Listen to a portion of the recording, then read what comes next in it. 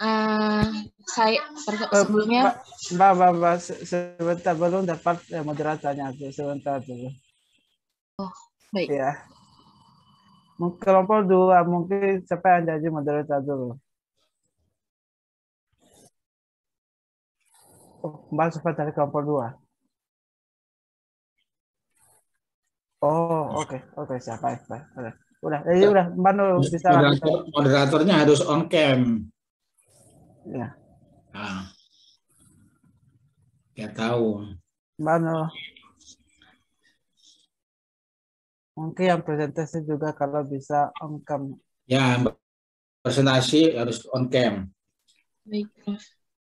Oh, Assalamualaikum warahmatullahi wabarakatuh.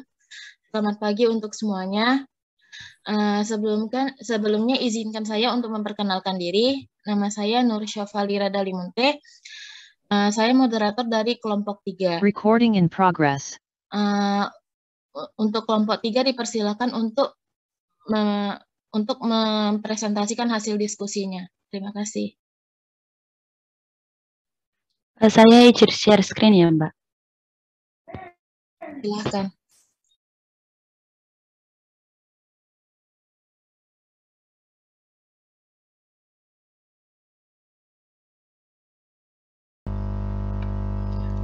Assalamualaikum warahmatullahi wabarakatuh. Saya dan rekan saya Ninda Ayu Novita ingin mempresentasikan mengenai minyak lada putih, yaitu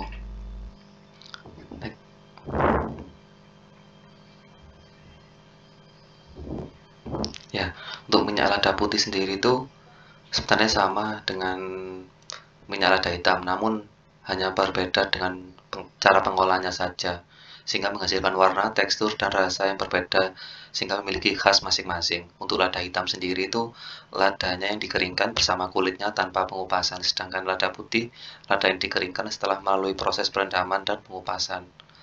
Kemudian lada putih memiliki rasa yang lebih pedas daripada lada hitam, namun rasa lada putih tidak sekaya rasa lada hitam yang memiliki rasa yang lebih kompleks.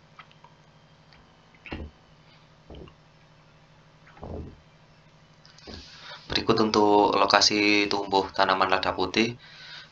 Ini lada putih biasanya banyak tumbuh di Kepulauan Bangka Belitung, yang merupakan salah satu pusat produksi lada putih terbesar di Indonesia, yaitu 38 produksi. Selain yang ada di Lampung, juga ada produk lada hitamnya. Kemudian dari grafik ini dapat dilihat untuk luas area dan produksi lada di Bangka Belitung setiap tahunnya mengalami peningkatan mulai dari 2009 hingga 2016, namun di 2015 ada penurunan sedikit, kemudian di 2016 mengalami kenaikan kembali.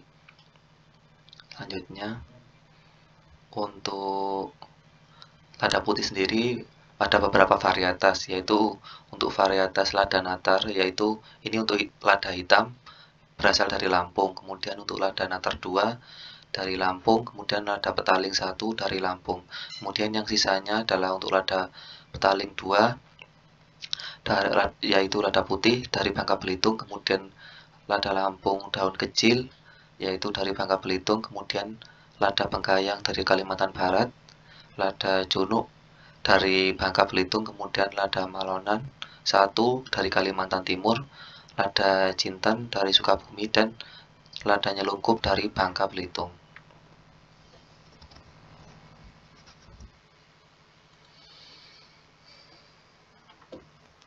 Untuk selanjutnya, kegunaan minyak lada putih industri sendiri itu yang pertama untuk industri makanan digunakan sebagai pemberi cita rasa pada makanan atau sebagai flavor, sebagai bahan penyedap, serta untuk industri farmasi digunakan untuk membuat obat bagi penderita obesitas, asma, saluran pernapasan, dan sebagai afrodisial, juga sebagai anti kanker, serta sebagai antioksidan yang memiliki antivitas anti hipertensi.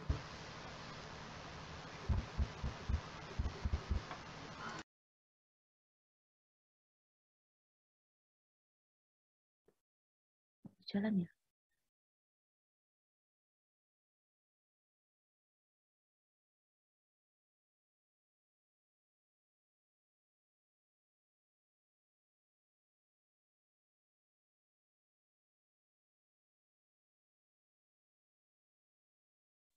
Untuk selanjutnya, kegunaan dari minyak lada putih untuk bidang kesehatan yaitu stimulan pengeluaran keringat atau diapoterik, stimulan pengeluaran angin atau karminatif, peluruhan air kencing atau diuretrik, peningkatan nafsu makan, serta peningkatan aktivitas kelenjar-kelenjar pencernaan.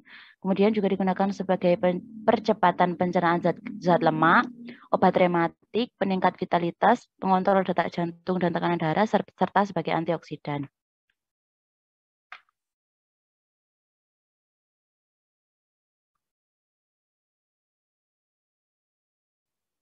Mau jalan ya.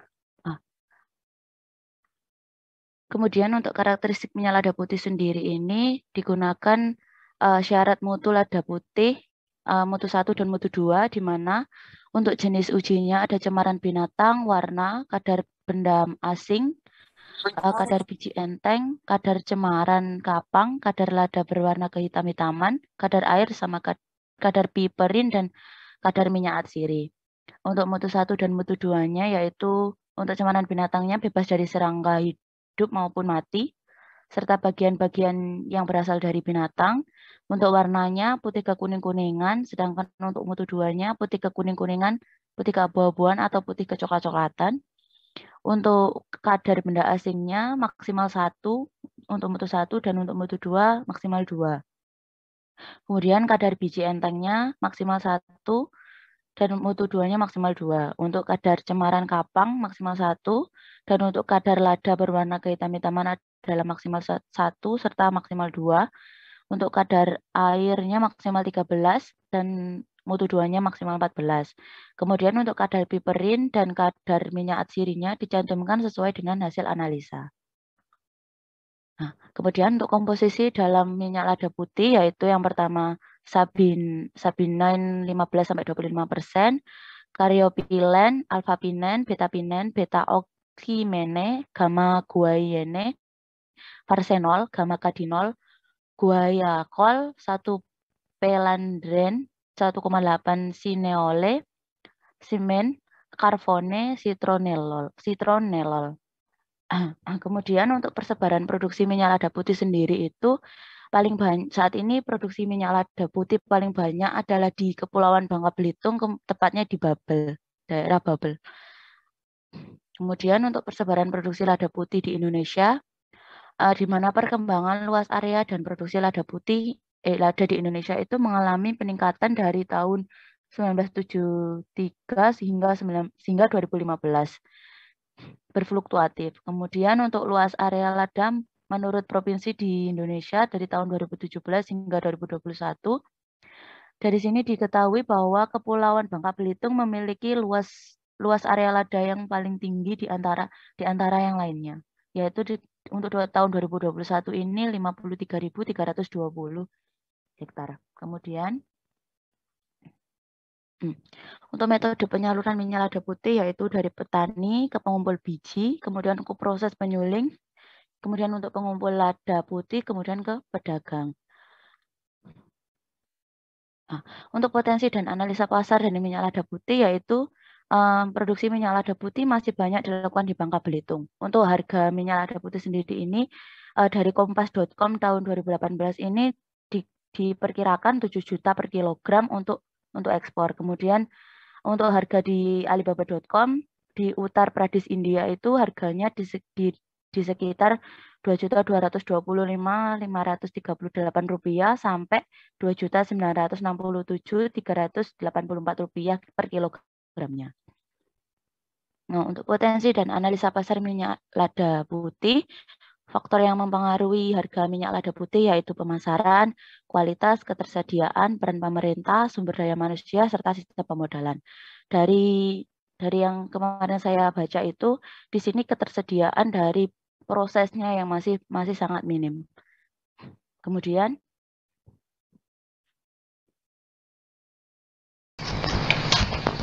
untuk selanjutnya yaitu metode-metode yang digunakan untuk penyulingan minyak lada putih, di mana untuk skala lab maupun skala industri, yaitu ada penyulingan menggunakan air atau water distillation, kemudian penyulingan dengan uap dan air atau steam and water distillation, kemudian penyulingan dengan uap atau disebut steam distillation. Selanjutnya penyulingan dengan air water distillation ini yaitu bahan baku yaitu biji lada putih yang akan disuling, kemudian dimasukkan ke dalam kettle suling yang telah diisi air.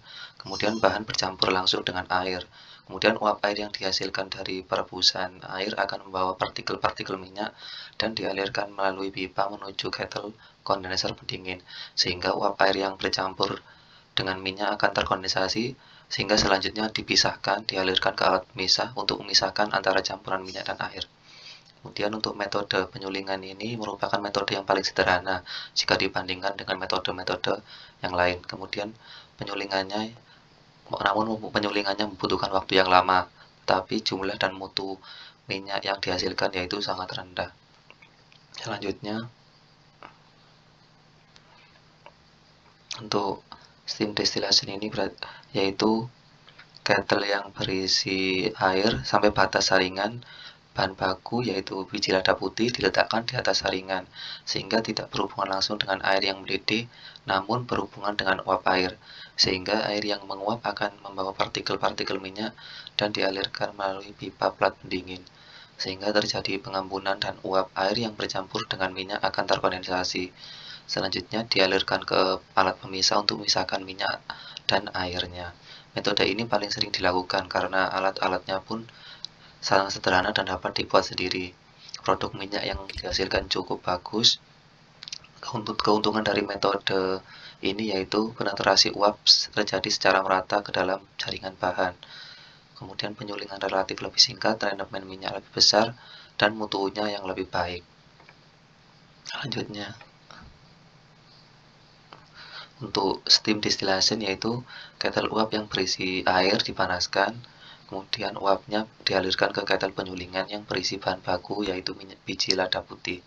Kemudian partikel minyak pada bahan baku terbawa bersama uap dan dialirkan ke alat pendingin. Kemudian di alat pendingin terjadi proses pengambunan sehingga uap air yang bercampur dengan minyak akan terkondensasi. Selanjutnya dialirkan ke alat pemisah yang memisahkan minyak dan air. Penyulingan minyak secara langsung dengan uap memerlukan biaya yang cukup besar karena harus menyiapkan 2 buah kettle. Kemudian memerlukan biaya yang besar, namun kualitas minyak yang dihasilkan memang jauh lebih sempurna dari 2 metode yang sebelumnya.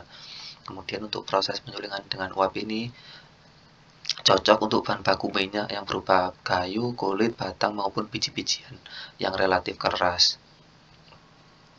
Selanjutnya, untuk metode paling sering digunakan yaitu steam distillation karena memiliki kelebihan yaitu proses pemisahan yang mudah, kualitas minyak yang dihasilkan jauh lebih baik, namun memiliki kekurangan yaitu biaya yang besar dan mengalami dekomposisi komponen kimia di dalam minyak jika penyulingan dilakukan pada tekanan tinggi. Selanjutnya, untuk contoh peralatan steam distilasi pada skala industri yaitu menggunakan sistem distilasi yaitu seperti gambar berikut.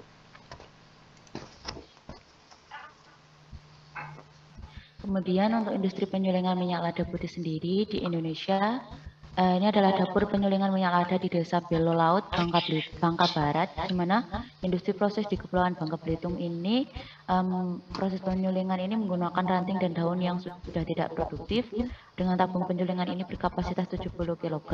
Namun produksi masih skala kecil dan hanya diedarkan ke sejumlah toko. Selanjutnya untuk proses yang ada di dunia, waste paper processing ini industri prosesnya terdapat di Turki. Namun untuk data-data lebih lanjutnya itu sangat minim, jadi tidak dapat dicari.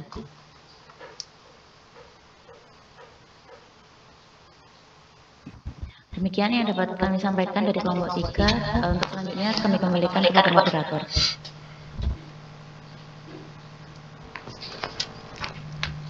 Apakah ada yang ingin ditanyakan?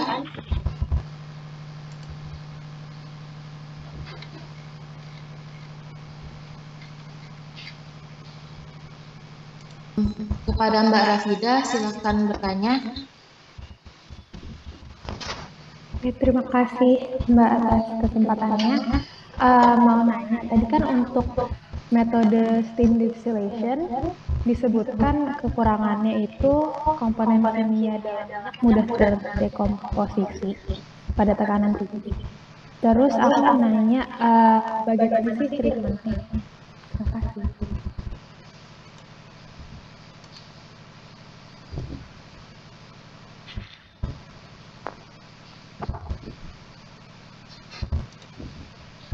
Untuk kelompok 3, apakah ingin dijawab dulu atau diskusi terlebih dahulu?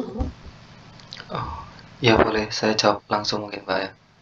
Baik. Oh ya, untuk yang steam distillation ini biasanya karena mudah terdekomposisi pada tekanan tinggi sehingga bisa digunakan untuk tekanan terhadap terlebih dahulu, yaitu mulai dari 1 atmosfer, 2 atmosfer sampai 3 atmosfer, sehingga tekanannya tidak langsung tinggi namun bertahap gitu.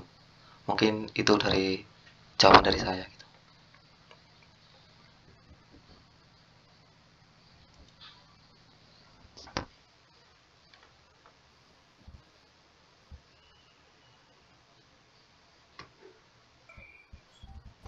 Baik, terima kasih untuk Mas Habib. Apakah ada lagi yang ingin ditanyakan Mbak Rafidah? Sudah Mbak, sudah cukup. Terima kasih Mas Habib. Terima kasih Mbak. Untuk Mas Tituko, persilakan untuk memberikan pertanyaannya. Baik, terima kasih banyak atas kesempatannya. Selamat pagi. Saya mau bertanya nih Mas Habib dan Mbak Nina terkait dengan waktu penyulingan. Apakah lama waktu penyulingan minyak itu mempengaruhi hasil rendaman minyak yang dihasilkan? Terima kasih.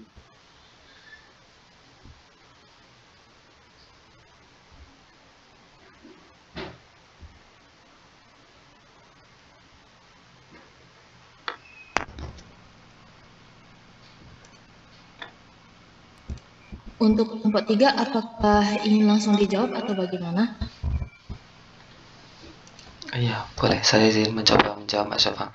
Jadi untuk yang dari jurnal yang saya baca itu, untuk lama penyulingan ini mempengaruhi.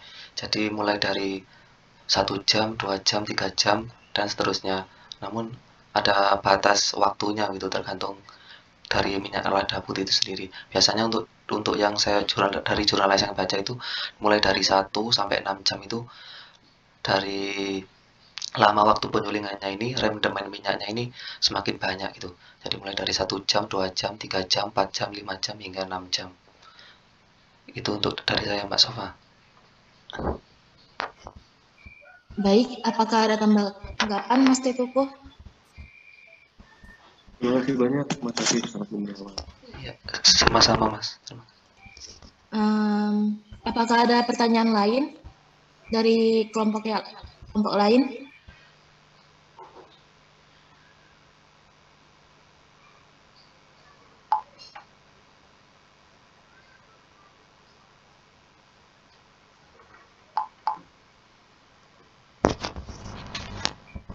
Oke, untuk Mas Sang Aji, silakan bertanya.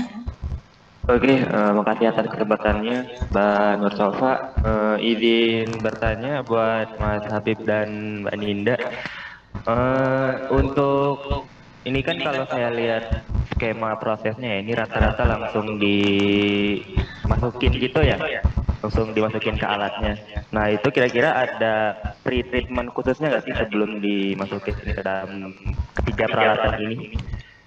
3 proses ini mungkin bisa dijelaskan untuk ya pre-treatmentnya seperti apa, Mbak Alira. Terima kasih. Oh iya, izin mencoba menjawab Mas ya. Jadi untuk yang pre-treatmentnya biasanya ini dilakukan pembersihan dulu. Jadi seperti biji-bijinya, kemudian dari kulitnya dibersihkan. Kemudian jika bijinya terlalu besar gitu dilakukan kayak size reduction gitu, pengecilan ukuran sehingga mudah untuk disuling.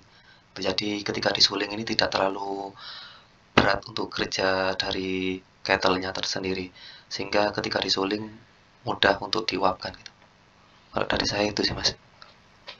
Menambahi juga ya Mas, untuk sebelum pre-treatment itu biasanya kalau lada itu dilakukan perendaman terlebih dahulu. Jadi misal setelah nanti hasil panenan, terus habis itu direndam di dalam air terlebih dahulu selama beberapa hari sih dulu kalau biasanya itu.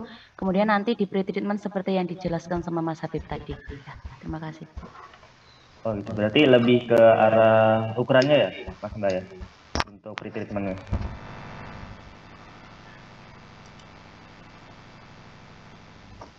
Iya Mas, untuk pretreatmentnya lebih dari kayak ukurannya sama yang perendaman tadi. Perendaman tadi. Oh ya. Udah terjawab. Makasih. Ya, makasih Mas, sama-sama. Apakah ada pertanyaan lain? Kalau tidak ada, sebelumnya saya izin bertanya kepada Mas Habib dan Mbak Ninda. Untuk sistem penyulingan lebih menguntungkan manakah antara penyulingan dengan air atau penyulingan dengan air dan steam terhadap rendemen minyak atsiri yang dihasilkan? Terima kasih. Nah, izin menjawab ya Mbak. Untuk sistem penyulingan sendiri itu yang lebih menguntungkan yang mana gitu ya Mbak ya.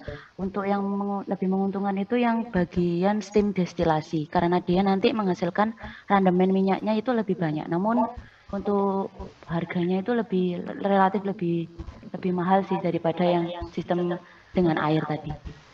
Mungkin ada sanggahan?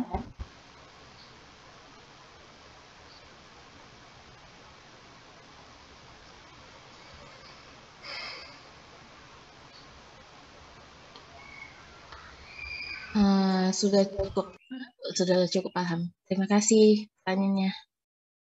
Terima kasih jawaban maksudnya. Baiklah, apakah ada pertanyaan lain selain ini?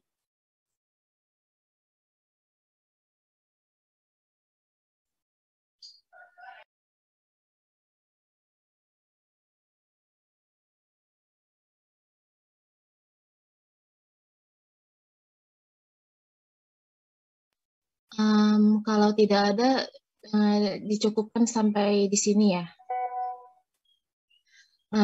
Untuk sekarang, terima kasih untuk kelompok 3 yang telah mempresentasikan hasil diskusinya, dan dipersilakan untuk dan saya alihkan kepada perwakilan dari kelompok 3 untuk menjadi moderator kelompok 4. Terima kasih.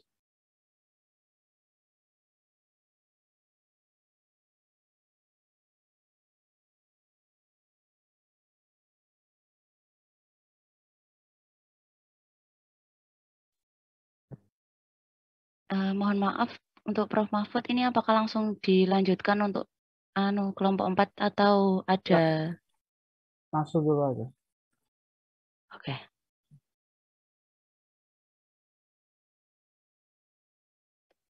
Baik, Assalamualaikum warahmatullahi wabarakatuh. Selamat pagi Prof. Mahfud dan teman-teman semua. Kami dari kelompok 4 dan pada pagi ini akan mempresentasikan seputar minyak jagoan. Saya di sini bersama Raffi dan Zainal Setiawa sebagai partner kelompok saya. Baik, apakah sudah terlihat screen-nya? Sudah, langsung saja. Jadi lada goa itu kurang lebih secara karakteristik mereka menyukai tempat yang teduh dan juga itu tumbuh liar di hutan jati, bambu dan hutan. Dan juga dia tumbuh pada ketinggian sekitar 1.500 meter di atas permukaan laut. Dan awalnya ini tanaman ini berasal dari India dan juga kemudian banyak dikultivasi dan dibudidayakan di Pulau Jawa dan Maluku. Kalau Pulau Jawa itu terutama di daerah Jawa Barat. Terus bagian tanaman yang digunakan itu cukup bervariasi, mulai dari timpang dan juga buahnya bisa dimanfaatkan. Lalu kemudian untuk klasifikasi, mulai dari divisi, yaitu spermatofita, hingga merujuk ke jenis yaitu Alpina sama Alkens. Dan dia juga termasuk dari suku Zingiberacea, jadi itu kurang lebih suku dari yang tanaman jahe, kunyit. Lalu selanjutnya kita moving on ke kegunaan lada goa. Kalau misal bagian rimpangnya itu bisa digunakan sebagai obat bisul, luka dan sakit perut. Terus kalau misal di Ambon, biasanya digunakan untuk memelihara tenggorokan agar suara juga tetap bagus. Kemudian untuk buah biasanya bisa dimakan dan digunakan sebagai bumbu masak. Kemudian juga bisa dikeringkan untuk digunakan sebagai teh, dan juga sebagai sabun dan anti-emetikum atau juga muka. Kemudian ada juga kulit buah yang biasanya ini dapat digunakan untuk mewangikan rambut dan juga cucian baju. Lalu untuk kandungan gizinya, daun dan rimpangnya mengandung minyak atsiri yang harum, yang baunya itu cukup harum. Jadi yang digunakan nanti itu bagian daun dan rimpang. Kemudian kandungan minyak atsiri dalam rimpang itu kurang lebih 0,25% dan juga dia terdiri dari terpen atau kanelzur, ester, dan senyawa-senyawa lain. Kemudian minyak atsiri yang berasal dari daun kurang lebih 0,16%. Mengandung lebih banyak terpen daripada yang berasal dari rimpang. Minyak atsiri yang berasal dari daun juga mengandung alkanelzur yang tidak terdapat dalam minyak rimpang. Dan juga rimpang dan buahnya juga mengandung saponin, flavonoida, dan tanin. Dan juga ini kemudian ada kandungan minyak atsiri dari rimpang Alpina malacensis. Nah, ini berdasarkan isolasi menggunakan metode mikrodestilasi dari 100 gram sampel didapatkan kandungan minyak bening sebesar 0,02%. Analisa data kandungan kimia menggunakan gas chromatografer FS mendapatkan data puncak chromatogram dengan 11 peak sehingga ada 11 yang berbeda seperti pada tabel berikut ini. Kemudian untuk prospek industri nasional dan ekspor, Lengkuas mempunyai nilai ekonomis yang tinggi karena banyak digunakan untuk jamu, bumbu dapur, ekspor, dan industri menjamur dengan volume penggunaan lebih dari 1.000 ton per tahun. Sedangkan pada skala konvensional, industri penyulingan minyak atsiri Raja Goa berkembang cukup pesat, terutama di Jawa Tengah, Cilacap, Banyumas, Purbalingga, dan Banjarnegara. Selain itu juga di Jawa Barat meliputi Garut dan Tasikmalaya. Dan juga berikut ada chart persebaran produksi tanaman lengkuas. Lalu selanjutnya prospek budidaya tanaman obat sekarang ini semakin terbuka lebar. Dan ini tidak terlepas dari gaya hidup back to nature dan juga memang berkembangnya industri obat herbal, dan juga selain itu pemanfaatannya tidak cuma hanya sekadar industri obat tradisional dan farmasi, namun juga sudah mulai expand ke industri makanan dan juga industri kosmetik. Dan juga dari 66 jenis tanaman obat yang menjadi binaan Kementerian Pertanian, tercatat 5 jenis tanaman obat yang memiliki angka produksi yang tinggi, yaitu jahe, kunyit, laos atau lengkuas ini, yaitu Raja Goa, kencur, dan juga lempuyang. Kalau bisa kita kaji dari tabel tersebut, dapat disimpulkan bahwa lengkuas atau laos mencatatkan pertumbuhan yang paling fluktuatif dengan jumlah produksi yang naik turun dan juga setiap tahunnya. Dari yang semula dia berada di angka 5,9 juta kilo di tahun 2010, dan juga pada tahun 2014 dia mencapai angka 60,5 juta kilogram untuk yang pertumbuhannya.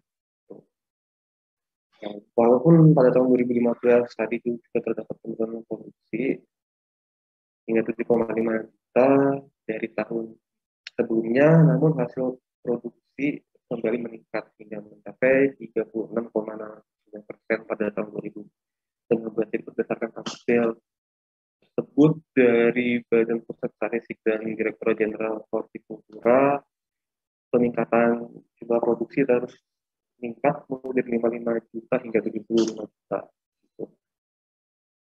Kemudian ada juga prospek industri nasional dan ekspor, di mana perdagangan minyak atsiri, khususnya minyak Raja Goa, masih sedikit dilakukan karena daya serap pasar yang masih rendah, terutama permintaan bahan.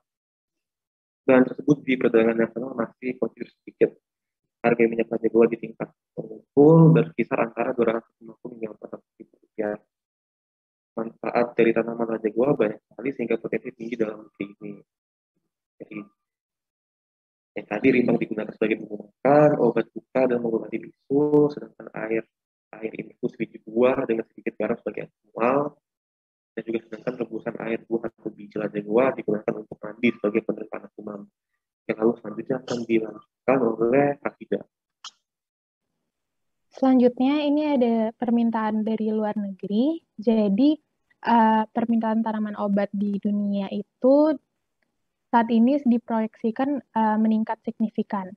Dilihat kalau misalkan tanaman obat itu semakin berkembang juga. Proyeksi permintaan tanaman obat tentunya didasarkan pada industri yang menggunakannya. Jadi kalau dari WHO itu memprediksi permintaan tanaman obat itu bisa mencapai USD 5 triliun pada tahun 2050. Sementara permintaan tanaman obat berbentuk bahan baku akan tumbuh sekitar 15-25% per tahunnya. Biasanya ini tanaman obat difokuskan jadi 4 produk, yaitu jahe, kunyit, laos, dan juga kencur. Nah, Indonesia sendiri memiliki pasar internasional sendiri, yaitu ke negara Kanada, Amerika Serikat, Hong Kong, Rusia, dan juga Uni Eropa, seperti Belanda, Inggris, Prancis, Jerman, Italia, dan Spanyol. Next. Kemudian ini untuk alur produksi laja goa. Jadi pertama pastinya dia memanen laja goa dari hutan, merajang dan menjemurnya, terus itu masuk ke petani penggali, dari situ nanti masuk ke penyulingan. Dari penyulingan ini juga ada market-market yang membeli Simplicia. Simplicia itu adalah bahan alaminya atau laja goanya langsung dari petani gali. Jadi antara ke penyulingan dan juga pembeli Simplicia. Kemudian dari penyuling itu nanti ke pedagang daerah, dan juga dari pedagang daerah bisa ke eksportir, dan ada pedagang nasional juga yang ke eksportir untuk menuju pasar global, dan juga ada yang ke pasar domestik. Seperti itu untuk alur produksinya. Next. Kemudian ini adalah metode pengolahan minyak laja goa. Ini untuk skala laboratorium terlebih dahulu, jadi ada suatu jurnal yang membandingkan antara hidrodistilasi konvensional dan hidrodistilasi oven microwave. Jadi kalau untuk konvensional ini, pertama-tama laja goanya atau batang dari laja goa itu dipotong kecil dan dimasukkan ke alat distilasi. Dan dilakukan ekstraksi selama 6 jam. Kemudian diperoleh distilah campuran minyak atsiri dan air. Nah, kemudian setelah itu akan dikeringkan dengan Na2SO4 untuk memisahkan minyak atsiri batang laja goanya itu dengan air. Nanti hasil yang didapatkan itu ada metilsinamat dan juga farnesol. Di sini metilsinamatnya sebesar 98,24 dan farnesolnya 1,76. Untuk yang oven microwave juga mirip, tapi bedanya adalah ekstraksinya itu dilakukan selama 90 menit dengan oven microwave 500 watt dan 100 Celcius. Kemudian nanti juga sama dikeringkan dengan Na2SO4 untuk memisahkan minyak dan air. Dan didapatkan metilsinamat 96,97 dan farnesol 3,03. Next. Selanjutnya untuk skala industri, yang sering digunakan adalah steam distillation, di mana uap yang digunakan ini merupakan uap yang jenuh atau uap kelewat jenuh panas pada tekanan lebih dari 1 atmosfer. Dan dihasilkan dari ketel uap yang letaknya terpisah dan kemudian nanti dialirkan ke tumpukan bahan di dalam ketel ini. Terus pada penyulingan dengan uap, dengan penurunan tekanan uap di dalam ketel dari tekanan tinggi ke tekanan rendah, maka uap tersebut cenderung berubah menjadi uap kelewat panas. Jadi di sini ada 2 faktor penting, yaitu pertama suhu Simplicia atau suhu bahan alami tadi atau suhu dari laja goa ini tidak tepat pada titik didih air, tapi meningkat hingga mencapai suhu uap kelewat panas. Terus yang kedua, uap kelewat panas cenderung mengeringkan Simplicia dan mengurangi kecepatan penguapan minyak atsiri. Nah, untuk minyak atsiri ini nanti hanya akan menguap setelah terjadi difusi cairan minyak. Dan nanti dia berhenti sama sekali distilasinya atau menurunkan aktivitas distilasinya jika Simplicia itu menjadi kering. Dalam kasus penyulingan uap langsung, jika minyak atsiri yang keluar berhenti sebelum waktunya, maka penyulingan perlu dilanjutkan dengan uap jenuh atau uap basah sehingga keluarnya minyak atsiri atau minyak laja goa ini berlangsung kembali. Setelah minyak keluar, nanti uap kelewat panasnya dapat digunakan kembali gitu. Karena tekanan uap yang tinggi, maka nanti dia bisa juga menyebabkan dekomposisi. Maka penyulingan lebih baik dimulai pada tekanan yang rendah dan tekanan yang meningkat secara bertahap seperti tadi dijelaskan. Yaitu ketika minyak yang tertinggal dalam bahan relatif kecil dan hanya komponen minyak yang bertitik didih tinggi saja yang nantinya akan tertinggal di bahannya. Next. Nah, ini untuk alat-alat yang digunakan di industri. Dapat dilihat di sini kalau sebelah kiri ini ada penyulingannya dan yang sebelah kanan itu ada untuk pemisahan air dan minyak. Seperti itu untuk bentuknya. Selanjutnya masuk ke pengemasan dan penyimpanan. Untuk pengemasan sendiri, setelah dilakukan pemisahan minyak yang sempurna, maka produk akhir minyak Laja Goa murni siap ditampung dalam wadah dan dilakukan pengemasan. Bahan kemasan harus memenuhi persyaratan umum, yaitu ada 6, bentuk dan rupa yang menarik, kuat, mudah dipakai, tidak beracun, tidak mudah meledak, dan juga dapat menjamin mutu produk yang dikemas. Terus selain persyaratan umum, bahan kemasan yang digunakan untuk minyak atsiri termasuk minyak Laja Goa juga perlu persyaratan khusus, yaitu bahan kemasan tidak bereaksi dengan minyak atsiri, sangat rapat sehingga tidak mudah menguap, tidak dilalui oleh cahaya, tidak dipengaruhi oleh faktor air, panas, cahaya, dan oksigen. Kemudian dia harus bersifat insulator panas. Next. Untuk penyimpanannya sendiri, minyak Laja Goa ini penyimpanannya dalam jumlah yang relatif kecil, di bawah 5 liter. Sangat baik jika disimpan dalam botol gelas borang sehingga lebih resisten terhadap cahaya. Dan penyimpanan minyak nilam ini juga dapat dalam jumlah yang besar atau di atas 5 liter, di mana menggunakan kemasan plastik karena beberapa jenis plastik itu memiliki sifat resisten terhadap bahan kimia. Untuk penyimpanan, untuk kebutuhan ekspor minyak Laja Goa itu nanti akan dikemas dalam drum yang terbuat dari logam seng dan besi yang dilapisi dengan galvanis atau bahan plastik coating yang tidak bereaksi dengan minyak Laja Goa. Jenis bahan kemasan yang berpengaruh pada waktu atau lamanya masa penyimpanan. Sampai penyimpanan 5 bulan, sifat minyak nila masih memenuhi syarat mutu atau standar perdagangan. Seperti itu. Next. Kemudian selanjutnya ini ada untuk pemasaran retail dan ekspor.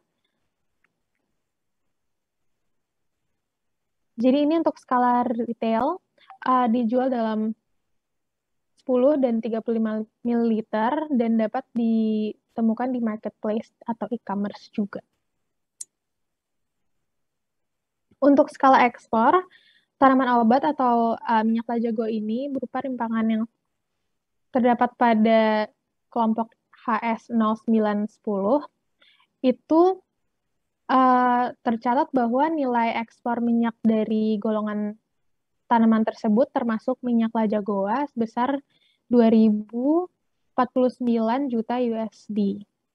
Terus untuk pengemasan minyak Laja Goa untuk tujuan ekspor dapat menggunakan steel 316 liter dengan lapisan timah tupi pada bagian dalamnya. Jadi seperti yang di gambar sebelah ini.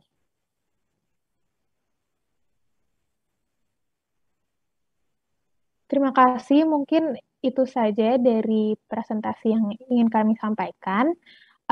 Kurang lebihnya kami mohon maaf dan kami kembalikan kepada moderator. Terima kasih.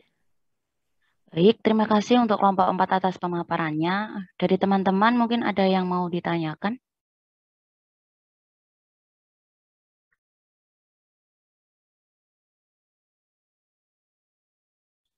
Untuk Mas Fikri Lutfi, silakan. Baik, terima kasih Mbak Ninda atas kesempatannya. Yang pertama itu yang ingin saya tanyakan, dari 2 proses yang tadi telah disebutkan Mbak Vida dan Mas Uko itu, yang banyak digunakan di industri itu yang mana? Itu yang pertama. Yang kedua, dalam proses penyulingan ini, keuntungan dan kerugian dari bahan baku Laja Goa itu apa? Mungkin itu yang ingin saya tanyakan. Terima kasih.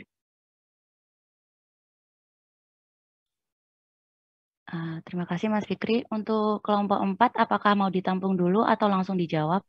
Ditampung dulu boleh, nanti Baik. dijawab. Oke. Untuk selanjutnya Mbak Elena Suhadi, silakan. Oh iya, terima kasih atas kesempatannya. Saya mau tanya untuk yang proses industri tadi itu contoh-contoh pabrik dari industri minyak lada goreng itu apa aja? Terus habis itu dari setiap pabrik itu apakah emang skalanya sama atau ada yang besar, ada yang kecil? Terima kasih.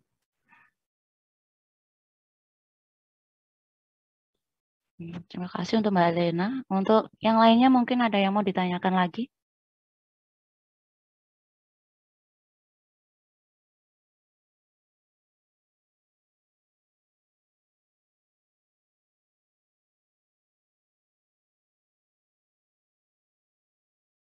Silakan Mbak Anissa Silviana. Ya, terima kasih. Aku mau nanya, jadi kalau nggak salah sebelumnya ada disebutin tentang manfaat tumbuhan lada gua dan itu minyaknya itu bisa menghasilkan metilsinamat. Nah, itu untuk komponen yang dihasilkan itu kalau boleh tahu manfaatnya apa ya? Terima kasih.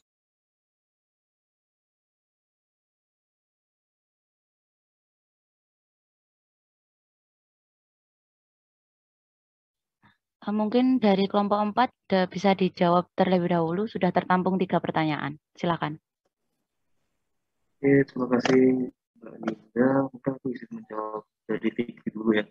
Dan itu pertanyaannya metode distilasi apa yang paling sering digunakan dan kelebihan dan juga kekurangannya ya. Oke, jadi untuk metode yang umum digunakan itu biasanya steam distillation. Sedangkan untuk kelebihannya itu bisa ditinjau dari beberapa aspek. Pertama itu bisa dari tipe material bahan. Jadi kalau misal kita mengacu pada aspek itu, kalau misal steam distillation itu cocok untuk beragam jenis material, baik itu buat daun-daunan, biji-bijian, begitu, dan juga waktu operasinya itu relatif lebih singkat dibanding dengan yang lain, dan juga biaya operasi lebih murah, sehingga faktor ekonomis juga lebih bisa didapatkan. Habis itu buat lagi nih, buat kualitas minyak juga yang dihasilkan tinggi, dan juga sama halnya dengan yield serta rendemennya begitu. Kemudian untuk kekurangannya itu umumnya setiap penyulingan itu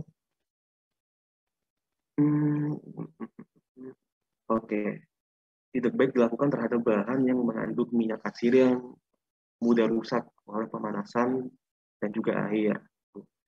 Jadi biasanya minyak yang dihasilkan dengan cara penyulingan, khususnya buat steam distillation itu akan sedikit terdapat perubahan bau gitu. Dan juga bau-bau bau dari material awalnya begitu. Kurang lebih itu, Fikri, semoga menjawab. Untuk Mas Fikri, apakah ada sanggahan atau mau ditambahkan apa gitu? Terima kasih Mas Suko, itu sudah menjawab. Terima kasih. Baik, terima kasih. Untuk pertanyaan selanjutnya, silahkan untuk kelompok 4. Oke. Izin menjawab tadi pertanyaan dari Mbak Elena terkait industri yang menghasilkan minyak lada goa. Jadi seperti yang di presentasi tadi, kalau misalkan industri itu berkembangnya itu banyaknya di Jawa Tengah, Jawa Barat, dan juga Jawa Timur seperti itu.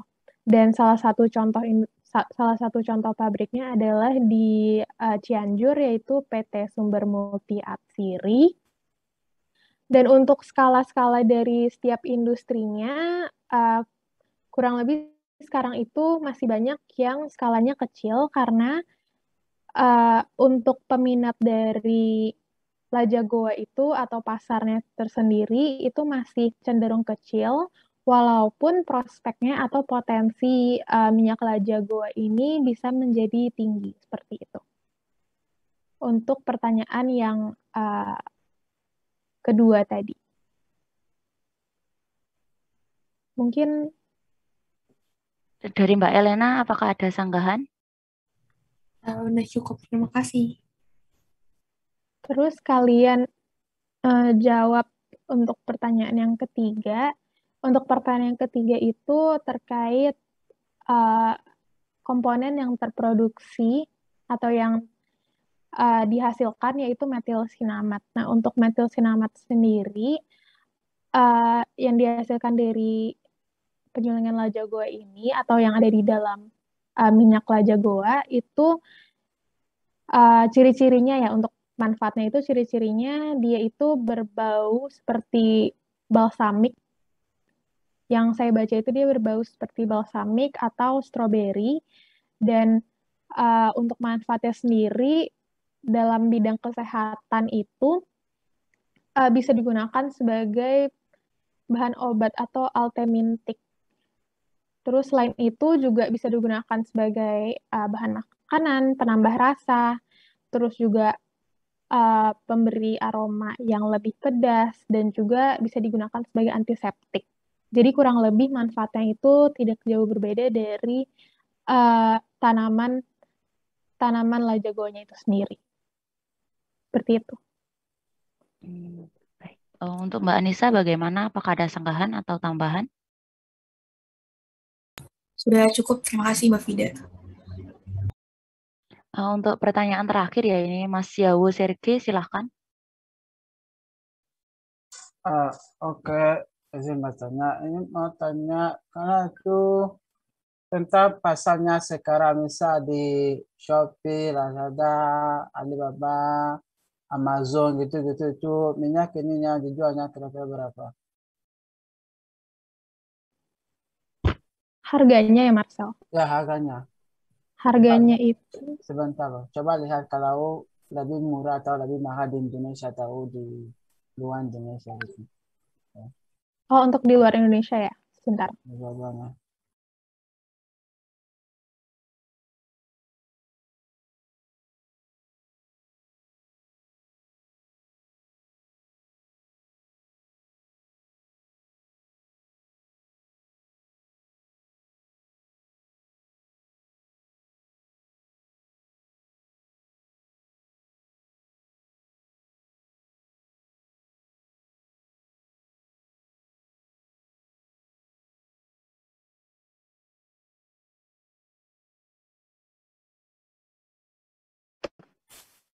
Oke, kalau semisal, oh ya izin menjawab, ya, Marcel dan juga Mbak Ninda, kalau semisal dari Amazon itu terdapat yang ukuran 10 mili, dia itu di harga 14 USD.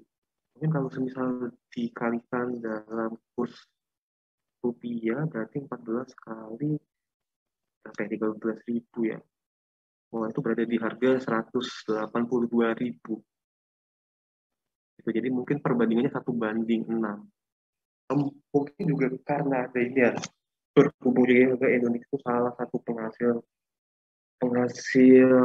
tumbuhan jahe, rempah yang besar, sehingga mungkin ada biaya produksi, biaya ekspor, dan juga biaya pengolahan di sana gitu. Soalnya kalau misal diekspor kan terlebih dahulu melalui drum, jadi mungkin ada yang proses pemindahan dan juga proses packagingnya begitu. Jadi mungkin ada sedikit gap harga yang cukup jauh begitu. Tadi yang ini ya 180.000 Marcel buat yang 10 mili. 14. Oh, berarti di Indonesia lebih murah ya. Lebih murah ya, benar Marcel. Ya. Oke, siap, makasih. Thank you Marcel.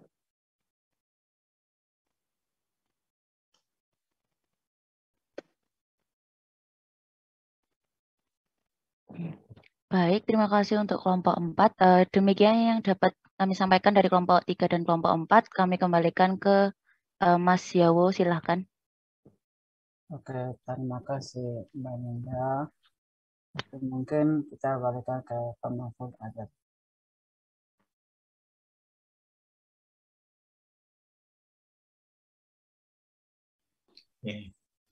Dari kelompok 3 dan 4 ya. Itu saya tadi tidak melihat rendemen dari masing-masing kelompok ya. Jadi rendemen minyak itu berapa kalau untuk lada putih. Demikian juga untuk lada goa itu rendemen minyaknya berapa. Misalkan 1 kilo itu bisa dapat minyak berapa mili. Ya.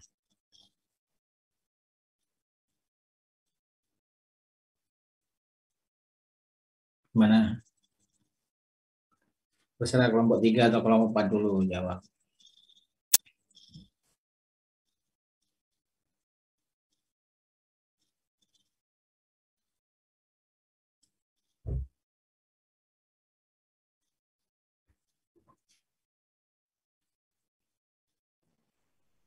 Permisi, Prof. Izin menjawab untuk lada goa dari jurnal yang saya sudah baca itu rendeman rata-ratanya itu sekitar 0,6 sampai 1,2% gitu, Prof. Dari ininya. 6 Dari sampai 1,2. ya 0,6 sampai 1,2%, Prof. Untuk rendemannya. Itu pakai metode apa? Disebutkan enggak? Ekstraksinya metode apa? Disebutkan apa tidak? Yang dapat rendemen segitu tuh ekstraksinya menggunakan pakai steam atau pakai hidro atau pakai soklet? Menggunakan, kalau di sini menggunakan steam distillation, Prof. Steam distillation ya. Oke. Jadi termasuk kecil ya, sekitar 1% ya. Iya, Prof. Masih kecil untuk lada goa. Terus untuk yang lada gimana? Sudah ketemu?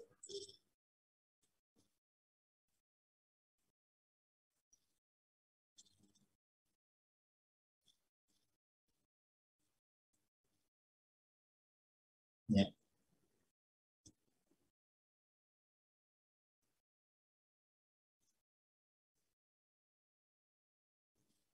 Satu sampai 5%.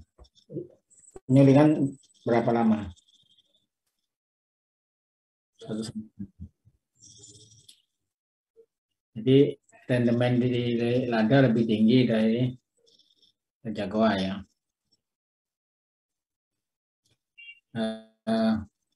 Untuk lada itu yang diekstrak bijinya apa daunnya? Bijinya. Nggak ada informasi kalau Tapi kemarin yang dari berita di kompas.com itu yang dipakai batang sama daunnya, Prof. Cuma yang udah tidak produktif gitu. kayak apa? Kalau beda bahan itu kan rendemen beda gitu ya. Istilahnya kalau tadi yang 1 sampai 5% itu bijinya ya. Kalau daunnya itu berapa? Daun sama batang atau ranting gitu ya. Itu ada nggak informasi tentang rendemennya?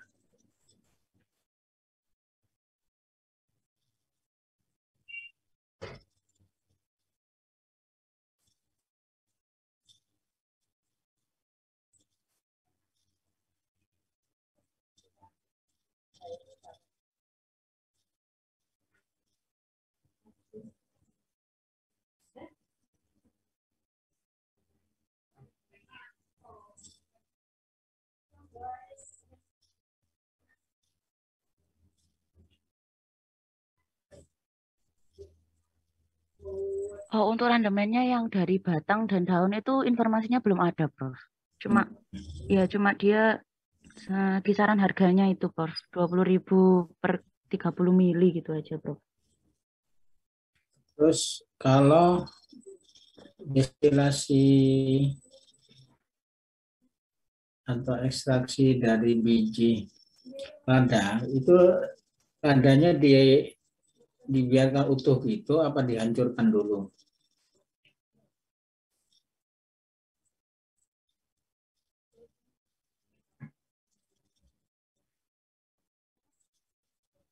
Kalau dari jurnal penelitian itu pakai serbuk, Prof.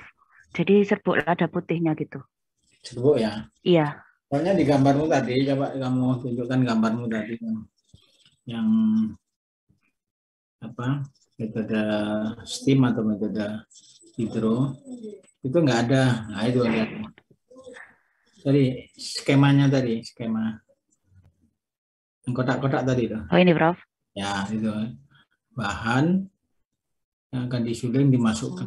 Tidak ada tahapan dihancurkan dulu, mestinya itu dihancurkan dulu. Jadi serbuk baru distilasi. Ya. Soalnya beda jauh nanti antara ekstrak serbuk sama ekstrak biji, ya.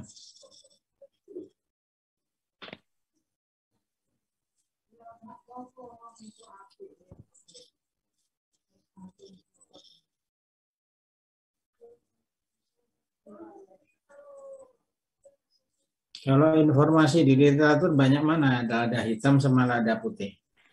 Untuk informasinya sih lebih banyak lada hitamnya, Prof.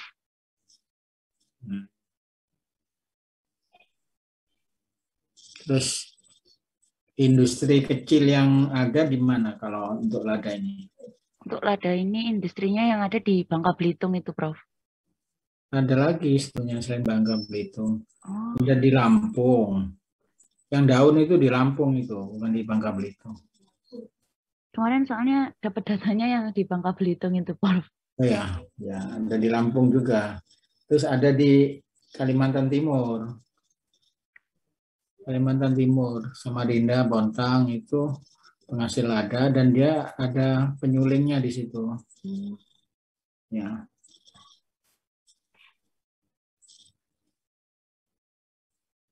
Ya sebetulnya asalnya penghasil utama dari Sulawesi sebenarnya. Sulawesi, Maluku itu penghasil utama ada awalnya ya. Tapi sekarang sudah menyebar kemana-mana. Ya. Jadi memang untuk lada itu lebih utama dijual ladanya, ya bijinya atau serbuknya. Ya. Untuk minyaknya memang belum banyak ya, atau tidak banyak memang ya.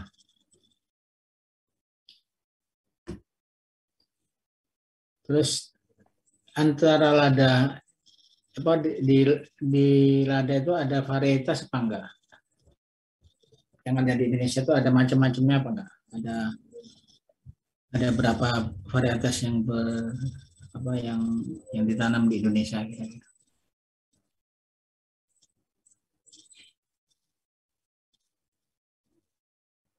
Apakah sama lada dari Lampung atau Bangka Belitung sama lada yang dari Bontang atau Samarinda?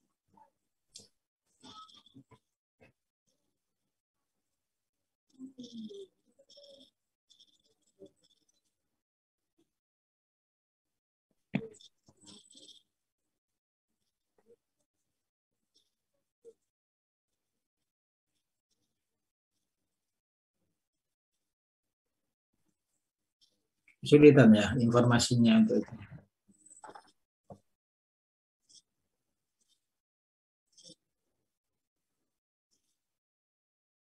Ya, nggak berhitung ya.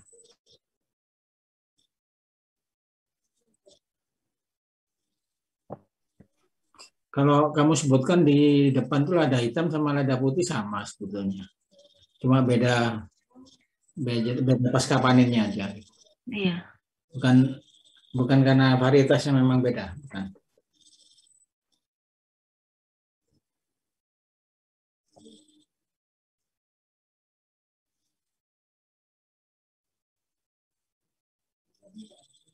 Terus seringnya itu nyebutnya orang itu piperin, kadar piperinnya itu. Ya. Tadi kamu nggak nyebutkan sama sekali kadar piperinnya. Yang kamu sebut apa tadi?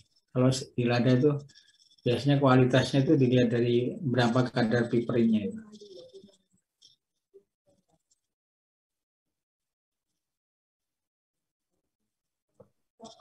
Ya, nggak kamu sebut tadi piperin. Kalau piperin itu apa saja sebenarnya? Di situ kan kamu kan ada beberapa komponen ya.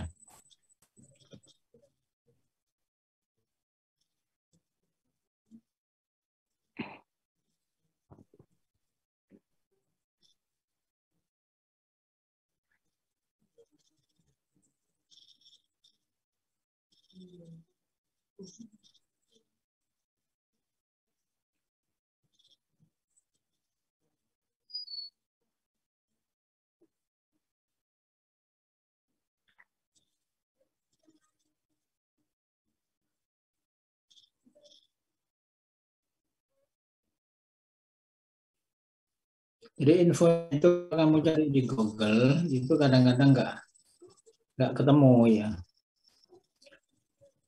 Jadi kalau kamu pakai lada putih itu kadang-kadang nggak banyak infonya. Kamu masuk lada hitam nanti di situ masih banyak perbandingan lada hitam sama lada putih. Yang anehnya itu kata kuncinya. Nanti kalau kamu mau menyempurnakan makalahmu nanti kamu cari di situ. Karena info tentang lada itu cukup banyak lah ya. Jadi baik lewat Google biasa atau Google Scholar itu banyak infonya. Jadi kamu sempurnakan infonya ya. Untuk pertama untuk varietasnya ya.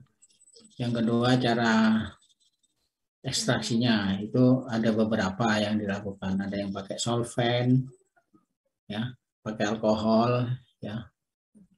Ada yang pakai heksan, tapi heksan tidak disarankan sebenarnya, tapi di publikasi ada juga. Karena untuk makanan kan tidak boleh kalau pakai heksan. Ya. Terus apa tadi? Ya, kadarnya ya, rendemennya itu yang perlu dimasukkan, ditambahkan ya untuk penyempurnaan makalahnya. Kemudian untuk kelompok 4 ya, Raja Goa. Itu gambarmu itu Raja Goa itu warnanya kok nggak merah. Biasanya Raja Goa itu yang merah.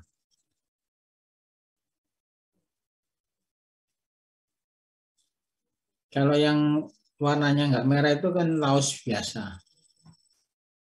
Ya. Bukan termasuk laos hitam. Merah ya itu? Merah, Prof. Oh, Kalau merah. di PPT.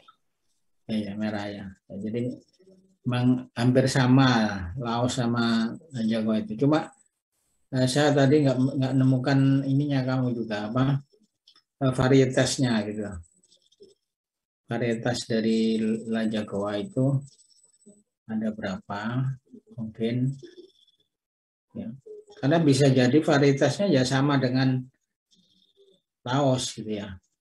Kalau lihat bentuknya semua, dan sekarang itu dijual di pasar itu sekarang banyak laos merah yang dijual itu.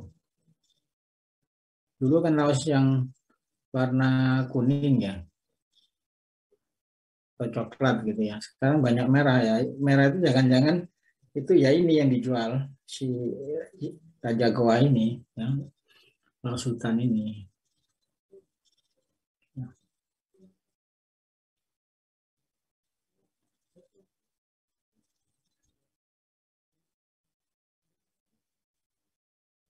Terus untuk yang destilasi juga ini ya. Ini pakai steam itu pre-treatmentnya bagaimana gitu? Apakah dipotong apa tipis-tipis, apa dicacah gitu ya? Itu tadi kayaknya belum ada penjelasan di situ. Ya, apa dibiarkan utuh begitu? Teman-teman, bahannya, ya, kayaknya tadi belum ada ya infonya ya. Kira-kira menurut kamu gimana? Baik, Prof, izin jawab. Mungkin kalau untuk steam distillation itu, yang saya baca dia dipotong kecil-kecil sebelum dimasukkan. Oh, dipotong? Iya. Bukan diiris tipis-tipis ya?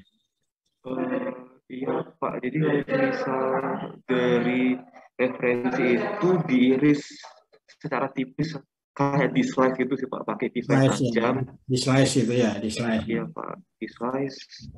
Kemudian itu irisan rimpangnya ini nanti dikeringkan gitu sih Pak, di dry selama bisa 7 hari, bisa 5 hari gitu sih Pak. Pokoknya sampai kadar airnya itu antara 10 hingga 12%, Pak. Gitu. Jadi berarti dikeringkan dulu kalau gitu. Kalau di sini ya Pak, jadi di slice habis itu dikeringkan Pak. Begitu. Dikeringkan dulu berarti ya. Ya, Pak. Kayak kunyit itu juga sama, dikeringkan dulu, terus baru diekstraknya.